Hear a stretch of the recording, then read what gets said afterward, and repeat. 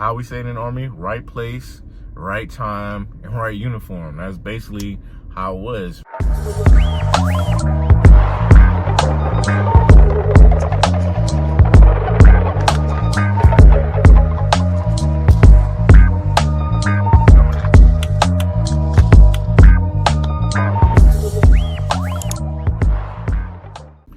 All right, what's going on, everybody? Just want to do a little video real quick because I get a lot of questions about how I became a sales engineer. So just to give, everyone a little background on me, I did 10 years in the Army. I was communications, so I dealt with radio, satellites, computers, a whole broad range of stuff that I dealt with. So just to go over my career a little bit, I was at Fort Bragg for about 3.5, 4 years, up in the 82nd. I deployed, went to Iraq. I was out there for about 9 months. It was interesting. So it was a little scary, but that's another story later on down the road. Then I went to Fort Bliss right after that. That's in Texas. I was there for about 2 years, and then I was the brigade at 6 NCOIC. So I was kind of like a big dog as an E5 sergeant. That was a rough position, but I got it through. That's where I learned how to do all my help desk stuff, all the admin rights, and doing all this other stuff that I really don't like. I'm not a help desk person. You can come talk to me, but the second you try to demand something from me, yeah, all that stuff goes out the window. I didn't get in trouble, but I cussed out a lot of people at my time at Fort Bliss. Yeah, I didn't play those games, especially me being the E5 sitting in the E8 slot. A lot of people thought they could just walk over me and try me. Not this guy. Not this guy. I was tired of that place. I was ready to go. So, I hit up my branch manager. I'm like, yo, I need to get up out of here. Put me on orders. I want to go back to airborne. I want to go to 173rd. I want to go to Italy. That's what I thought. At least that's what I thought I wanted to do at that time. And then, one of my boys that hit me up, he's like, yo, bro, you think about going to SFAB? I'm like, yeah, I seen it, but it's only at Fort Benning. I don't want to go to Fort Benning. I'm like, if they got one at Bragg, then I'll definitely do it. And then sure enough, second SFAB, Fort Bragg popped up. I'm like, oh, I did all the paperwork for it. And then, they accepted it. They was like, all right, here go your school date. I went to my school date. I passed with flying colors. And then that's when they told me, like, okay, yeah, we want you. So I had to go back to Fort Bliss and basically start, the process of PCS within 90 days. And that's fast. It's hard to PCS in 90 days, but within 90 days, I was out of there. Started training up. We was prepping to deploy to Afghanistan. So, went through all the training, went through everything, like fast, like equipment I've never even seen before. I had to learn real quick. Went to JRTC, came back, and then within 30 days after coming back from JRTC, we deployed to Afghanistan. So there I was the battalion S6 NCOIC. So I have 12 Como reps under me, so I had to basically take care of all of them too. Not really take care of them because they did their own thing, but they called me a lot if they had any issues, and then I do what I had to do. So at that point in time, I was doing help desk stuff, which I absolutely hate. I was doing I was heavy SATCOM at that point in time. I was heavy with that one. And I had to actually fly out to different locations and help out different teams because I was kind of the subject matter expert and I had to go help them. So I was doing a lot of FM stuff, dealing with, the company that I'm with right now, Trailsware, we was using their waveform in our radios. It wasn't the actual radios that, that they sell, but it was a 148 Charlie that had the TSM waveform inside of it. So I would do that. I knew what I was doing, but not really, because the 148 Charlies they're trash. I never liked them, and it was hard. It was always complications every single time. If y'all want a video, I can actually go into very in-depth detail of my career if that's what y'all want. If not, whatever. But let's fast forward to the time to where I wanted to get out. I started making the decision, like, okay, you know what, I'm gonna get out. Call my dad, talk to my mom, talk to my grandma. Of course, my grandma was happy that I wanted to get out, but whatever. So I was walking through the motor pool one day, and I ran into one of my old platoon sergeants. He worked for the company. And some kind of way he found out that I was getting out. Don't know how he found out, but he found out I was getting out.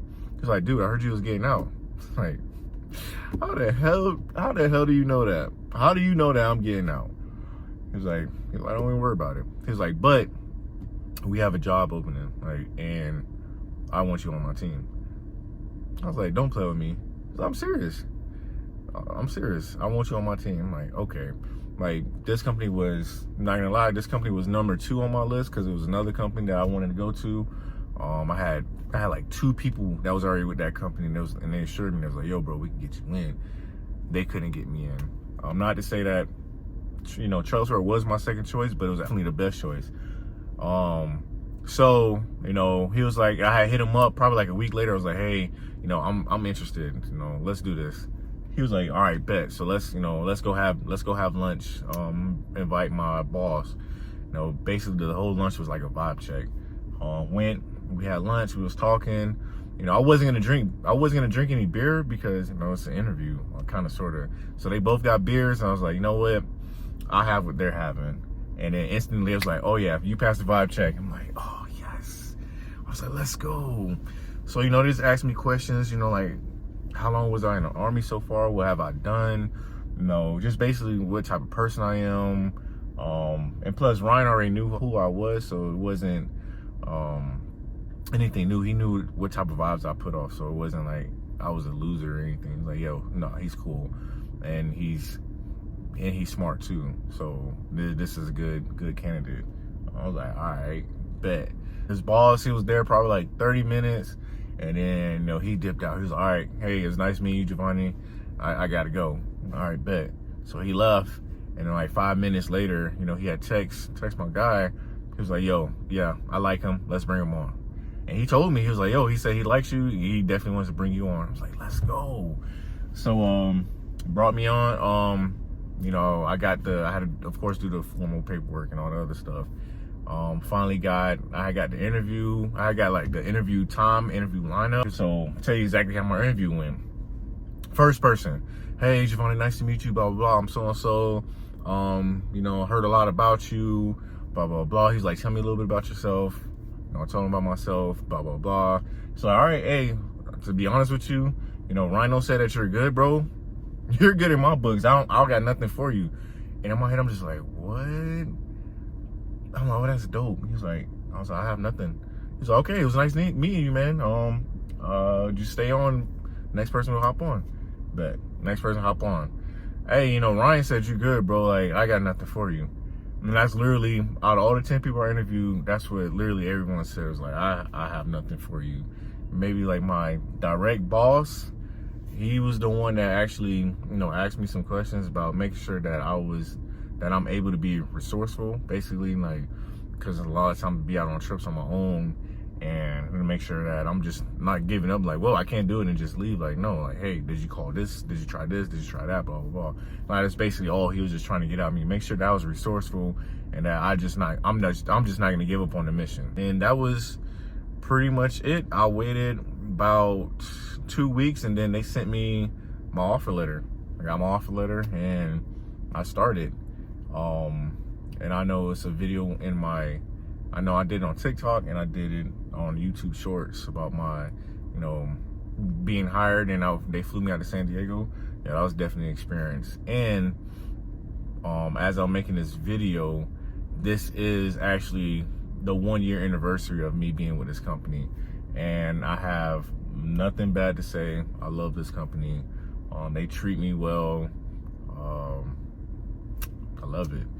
So yeah, that's how I became a sales engineer. I didn't go to no boot camps or anything.